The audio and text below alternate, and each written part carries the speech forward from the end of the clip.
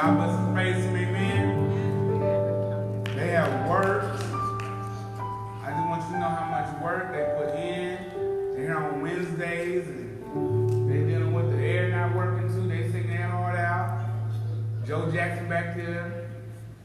Then told Tito get it together. Jermaine trying to play the funk beat. But they doing it. Amen. This morning, I just want to speak to y'all briefly, if I can, in this Mixtape Series. This morning, what's the 411? And I was thinking about, as I was watching an award show, that was okay. It wasn't like how it used to be. But them 19 minutes, this sister who from Yonkers, New York, gave a performance that made me think about when she started. And this is Mary J. Blige. Her first album was called 411, and it's because she was a 411 operator. And a 411 operator gave you information, gave you the real deal. But this morning, in talking about this, what's a 411, I want y'all to understand the real deal of God. The real deal of God. And sometimes we can get misplaced, and sometimes we can forget what God is doing and means in our life. So turn to Exodus. Exodus is the second book in the Bible. So I ain't have you journey too long to look for it. Exodus chapter 34. Exodus chapter 34. And what you'll see in there, and starts, they have left Egypt. The plagues have happened, all those things have happened, and now they have got up out of Egypt, the Red Sea, they walked through the Red Sea, and the dry land, all that stuff is happening. They have gotten out of Egypt, and now they're at this place where now that Moses has gone up the mountain to see God, and God is giving him the 10 Commandments. He is writing with his hand the 10 Commandments.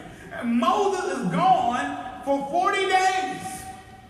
The rest of Israel, except for Joshua, because Joshua kind of at the midpoint on the mountain, the rest of Israel is down at the bottom.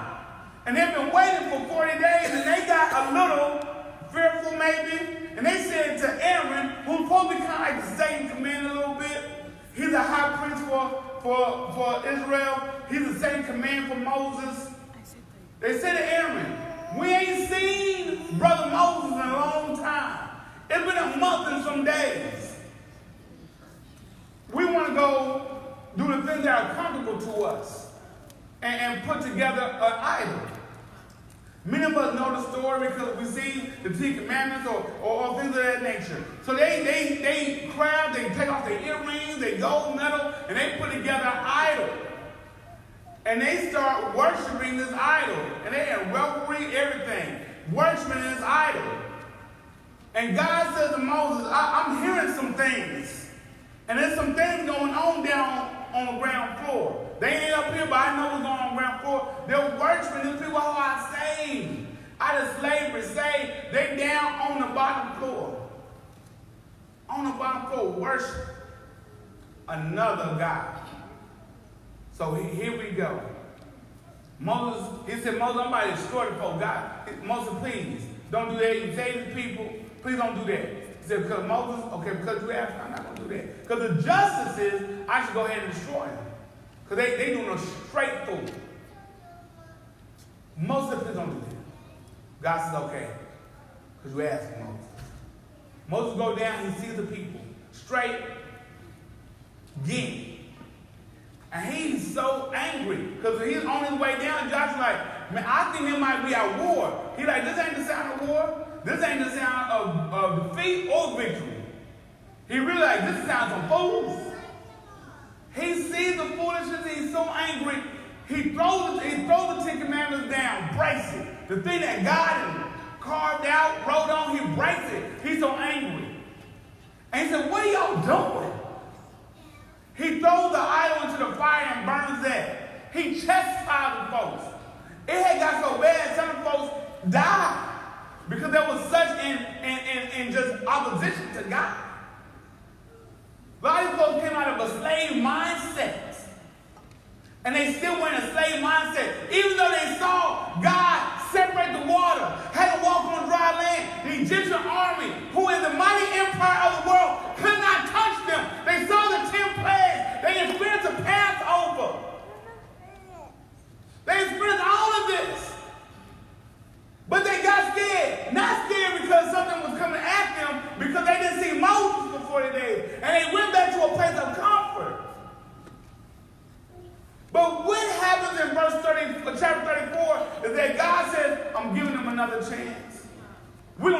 this over. We will start this over and we're going to give them another chance. Moses carved out this time some stone tablets. And I'm going to write on this again. But Moses, I need you to do this. But what I want to show them today, Moses, that I am a God of another chance I forgive. But I'm also, at a certain point, a God of justice. So what's the 401? I want you to understand today God is a God of another chance, a second chance. But in that first point, I want you to understand that I'm going down. Some of y'all might know that. I'm going down. Dun, dun. And you ain't around. Dun, dun. Is that how it go? Well, you knew what I was talking about. That's all the gist. In that song that I'm going down, brother ain't around, am I right? That's the main brother, and she feeling the pain because she's like, I'm in a bad situation because you're not here. And I need us to understand that when God is not in our life, that we're in a bad place. When God is not in our life, when we're not following the Lord, and we're not in fellowship with God, we're in a bad place. When we make an idol, now I want you to understand that we can make idols out of so many different things. Some of us have made idols out of our job. We stroll in on a Sunday to church, but don't let Monday come. You up early, you got those clothes pressed, you stressed, I get here. We reverse and worship the creation, but not the creator. Some of us have made idols out of our family. We will pay for everything for our kids to do. They can go to Space Mountain, to the caves, play football, basketball, but we hardly will read the Bible to them. We hardly will pray with them. We let them know that church is not of importance. So we make idols out of things. Some of us have made idols out of our fears. We're so scared to move and walk in faith that we don't do things because we're so fearful. Well, what will other people think? If I get my life together with Christ, what will people think? Or I won't move because I don't know. I'm afraid of heights. I'm afraid of all this. I don't know. So I got this fear. Some of us have made idols out of doubt. We doubt what God has placed in us. We doubt the calling God has for us. We doubt the thing that God is calling us to be. So we will stand still and when we're comfortable. We got this job. We good with this job. This job pay me every 2 weeks. I'm right here. We're going to stay right here. But you know God's calling you to more than this. And when people ask you, so when you going to do that? I'm still praying about it. Baby, you've been praying about 5 years. God said, when you going to get up and do it?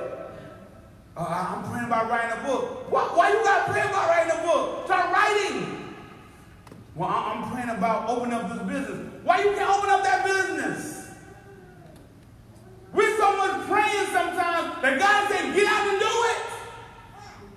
But we make idols out of things. And when you make an idol out of something, you are going to be in a standstill around that idol. Some of us have made idols out of relationships. We tell everybody, you with some fool, and I want to give my disclaimer. I ain't talking to nobody. I'm just being general. Because I know I can be talking to some folks. Y'all ain't you talking. I'm going to talk about you. I'm just talking in general. But we got relationships, but we with some fools. We'll be ready to talk about somebody else's relationship, but if we reflect back on our mirror, you know you got a fool. Some of us got the same fool. You might not even know it. Some of us got children doing the same foolishness that we did, but we won't say it. They repeat the same thing that we did. Bad relationships, going through abuse, going through physical, mental, all this kind of abuse, and we see it. Some of us are still in it, and we see all this. But we made an idol in part because we're so fearful that does God got me, or do I need this man in my life to make me feel whole? But when that man slam you against that wall, that ain't make you feel whole. When that man call you out your name, that don't make you feel whole. When that man discount you in front of your children, in front of your family, that's not what make you whole. Because God ain't never going to tear you down. God going to build you up. God ain't never going to abuse you and call you out your name. God going to praise you and build you you up. See, that's what love won't be. But some of us have made these idols. And understand, I want you to understand, when we walk in faith, faith does not mean that you have no doubt. The opposite of faith is having no faith. Faith is a fact. Faith is not a feeling. See, doubt is a feeling. Insecurity is a feeling. It's a feeling, but faith is a fact. No matter if I doubt that seat can hold me or not, that's a doubt. The faith is a fact. It's going to either hold me or not. I need you to understand that you have faith in a God that's bigger than your problems, bigger than your issues. That as you are going down, God is trying to lift you up. As you are sinking deep into sin, God has already provided a measure and provision to escape for you to flee from that temptation. Even if you are falling on desperate times, God has a redemption story for you. God says, I have a plan for you to prosper you. God says, I got you. So even though you're going down, God says, I come to lift you up. Some of us are in a miry pit, but God says, I put you on a solid rock called Jesus Christ. But as we go further into this, I need us to understand the real love. Real love. That's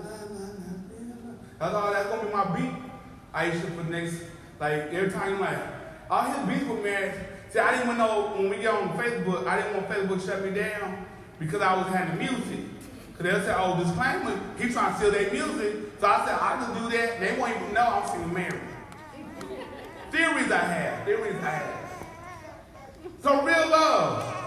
Look at verse 1 through 3.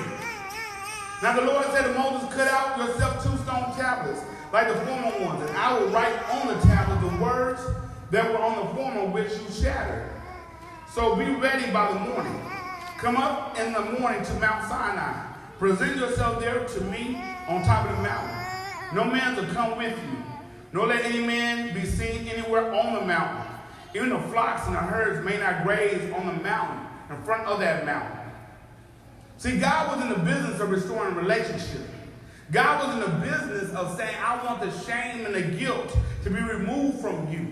God was in the business that once was destroyed and blighted. He said, I'll build with a trust and obedience in me. God says in this chapter, I'm giving instructions to Moses to chill out another chance for my people. If we obey God, we have a promise that's going to be given to us. See, sometimes we look at our past and we don't understand what God has for our future. Some of us want to talk about what's happened and we don't want to live in our promise. The true nature and character of God is a God that is fully forgiving, fully of grace and mercy.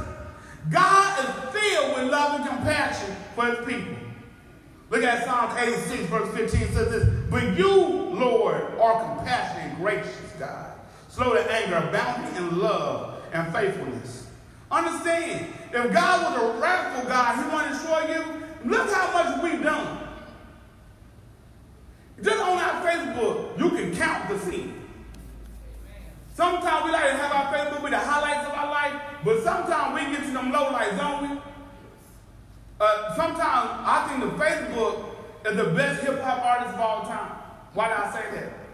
See, when you in hip-hop, the indirect diss that only you and that person know is a great hip-hop line. You know, I left my note by the baby carriage. I'm saying I've been with your woman. You know, I know, and your woman know. But I left the note by the baby carriage. I see on Facebook, question. If a man don't do right, should you let him stay in his house? Indirect is saying, this fool keep messing up, I'm about to kick him out. That's that indirect, am I right? I know somebody knows what I'm talking about. Now sometimes, because I'm the pastor, I'm like, oh Lord, I'm going to have a prayer. Okay. She about to, or indirect. One of my favorite movies is Wait and Exhale. I love Angela Bassett in that movie. She burned that man clothes. I'm about to burn this stuff up. I caught him one more time. I'm burning this stuff up, Pastor.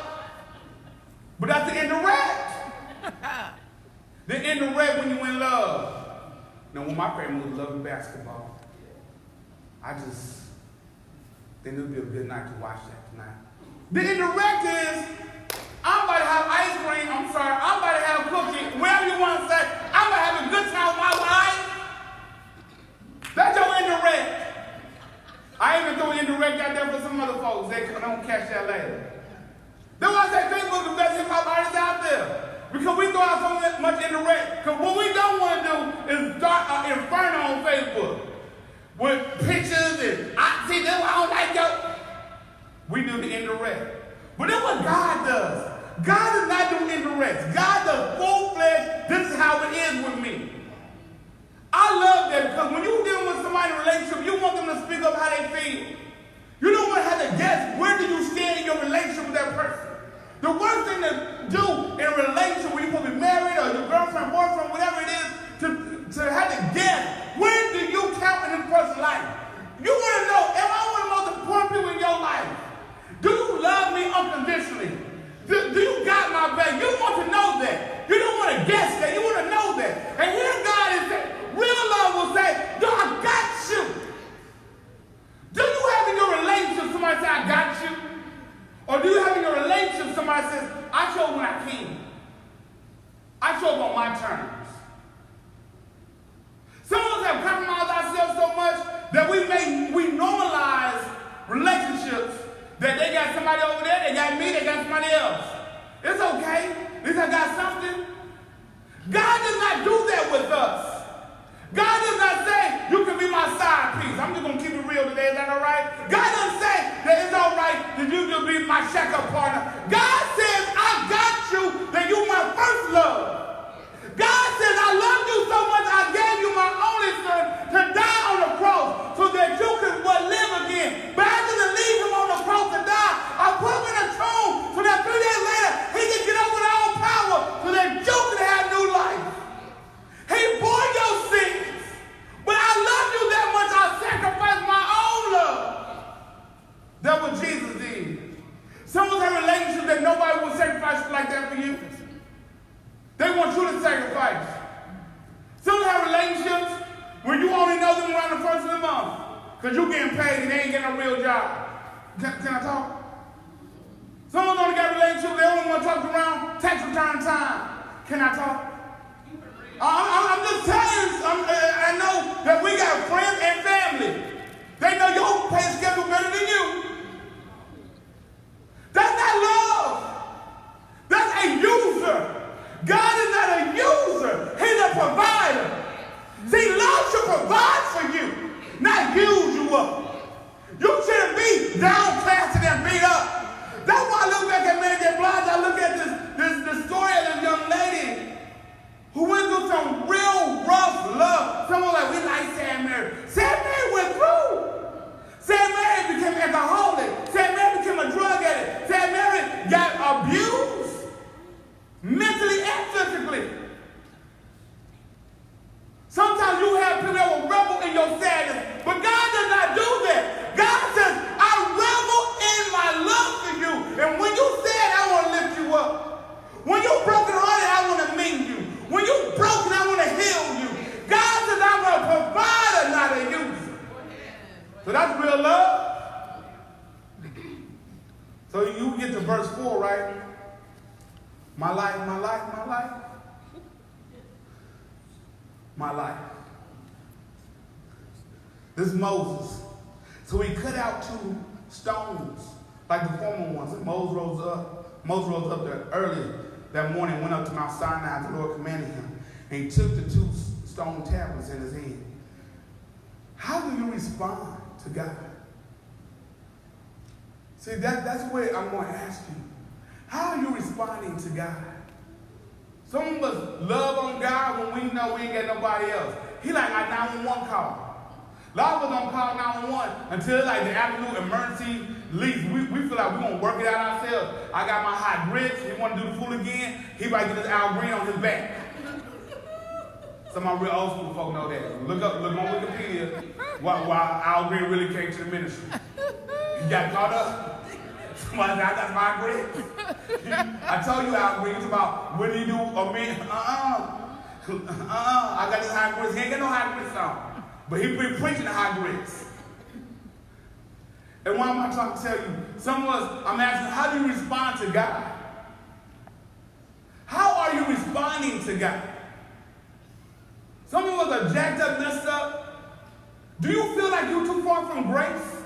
God says my grace is in abundance. You feel like you can't give your life to Christ? I want you to understand. You don't come cleaned up. God will do that. You come in your wretchedness, in your jacked upness, in your I can't get all this together. You come like you are. Because God's not going to just work on you the day you came down and try to get your life saved that day. God's going to continually work on you all the way until we get to heaven. So don't say, well, I'm not ready yet. Just be ready for the acceptance of love coming in your life. All we got to do first is accept the forgiveness that God has given us. You might have a child out there you ain't taking care of right.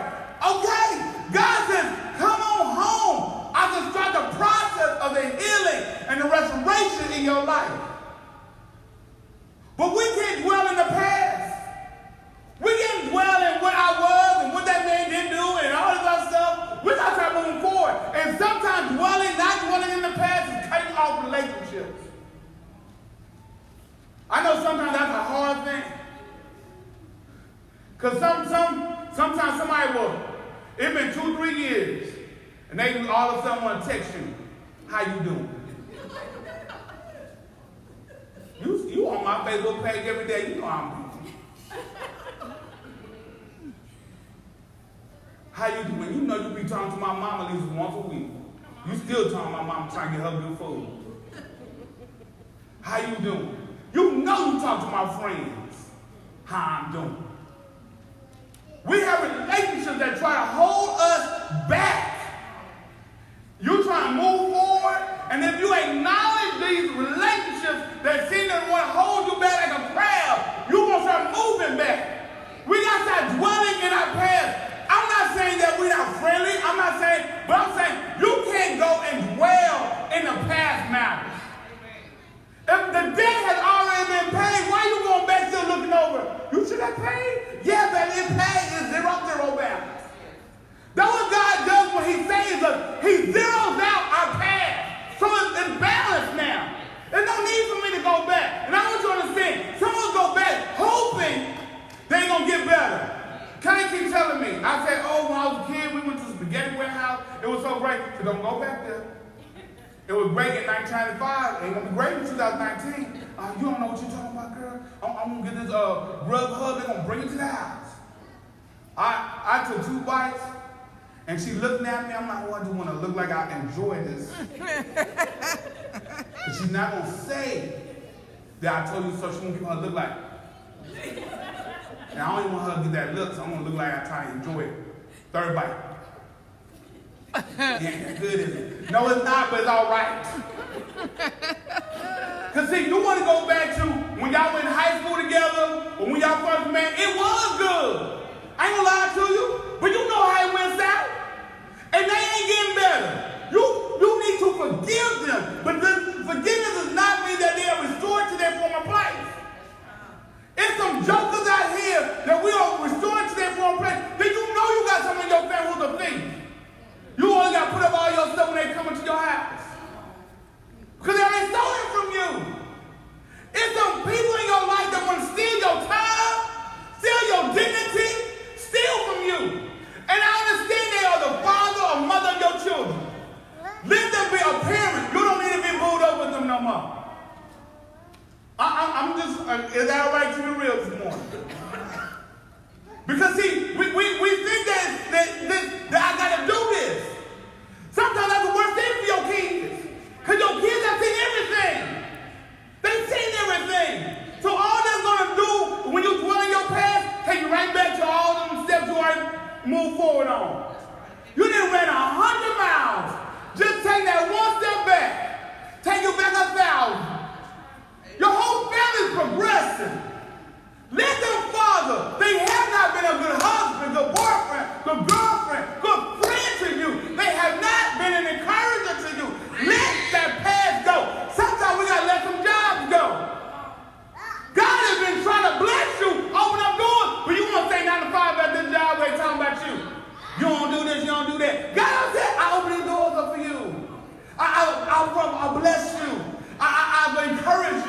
I got this opportunity for you to be an entrepreneur. You wait on everybody else, but I've already gave the blessing.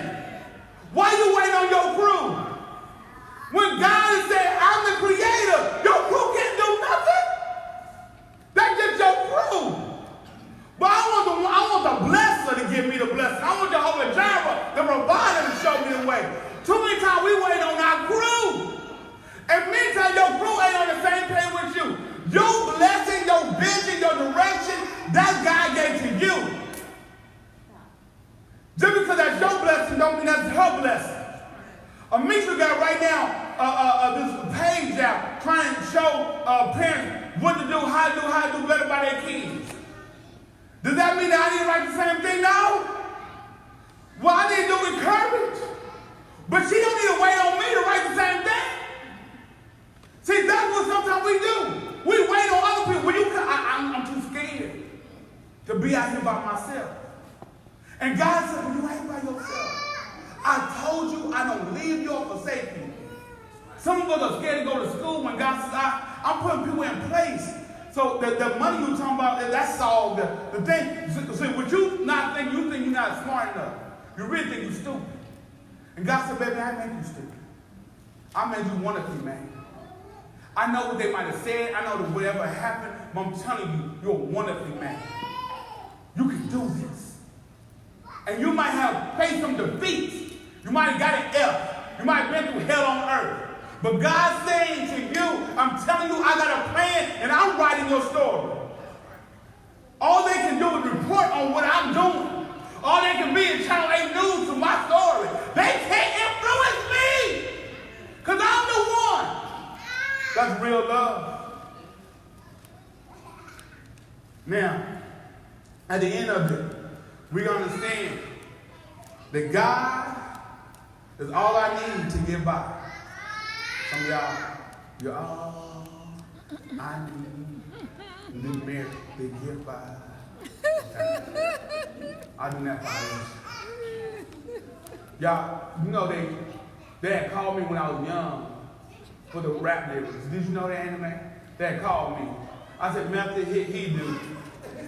Talking about sweet morning dude. So we're gonna look at you. It was fancy. You on my deck? He's like, oh, that's it, bro. That's what I did. Y'all don't know how I'm part of hip hop. I keep that quiet, humble about it.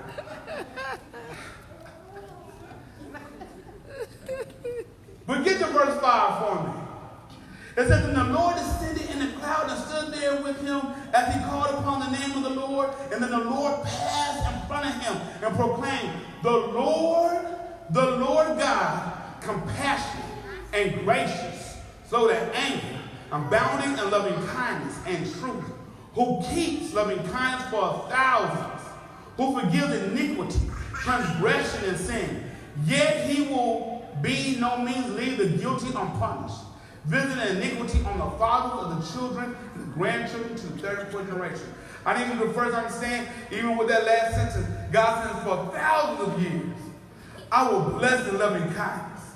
But when you do the food, it can last you to the third and fourth generation. That's like 100 or so years. Even my loving kindness, even my punishment don't weigh the same. But when you don't get on board, it has consequences generationally. But I just want to bring it back that it's God that you need to get by. Aside from the air, you need some water and food. Without food or water, a person soon will die, right? Without food or water, you need that essential to human life. I need you to understand without Jesus, you're spiritually dead. Without Jesus, you can't survive this. Without Jesus, you can't maneuver through this. Without Jesus, you can't survive day by day. The point is everybody needs Jesus. The point is everybody needs this God that I'm talking about. You need Jesus more than just for eternal life. You need Jesus to truly survive and then truly conquer through this life. Have you ever cried out, I need you, God? Have you ever prayed like David? My soul thirsts for you. My whole body longs for you. It is parched and in a weary land where there's no water. That's how bad I need you, God. So like sweet morning dew, I took one look at God.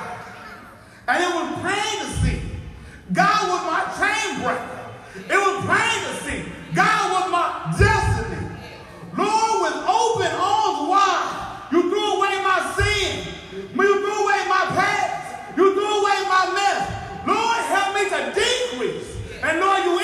in my life. I dedicate my life to you. I will go where you lead me, Lord. Lord, you've always been there in the nick of time. Lord, when I was about to lose my will, you were there to push me up the hill. Lord, there's no looking back. God, you've been there for me. Lord, your love is sure enough. Lord, you've been there by my by and by. Lord, you all I need to get by. Yes, the Lord.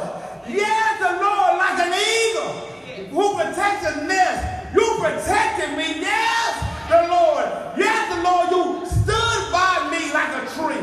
Yes, nothing that I can do and try has moved you away from me, Lord. Yes, the Lord who I know. I didn't know what was in store. Yes, but you have opened all the doors that I need. Yes, this God, this Jehovah Jireh, my Elohim. God, you have done right by me. God, you have inspired me to reach a little higher. Lord, you have made us like diamonds. We've been going through the pressure of this world. But God, through the fire, you done brought me through. Yes, Lord. Lord, you got the right foundation. Lord, you done put love in my life. Lord, you done put determination in my life. God, you done made a way. So, Lord, you're all that I need. You all that I need. You all that I need to strive for. You all that I need. All of my joys. The sun is wrapped in one. Lord, I need you. God, I need you just to get by. So I took one look at you, and it was plain to see.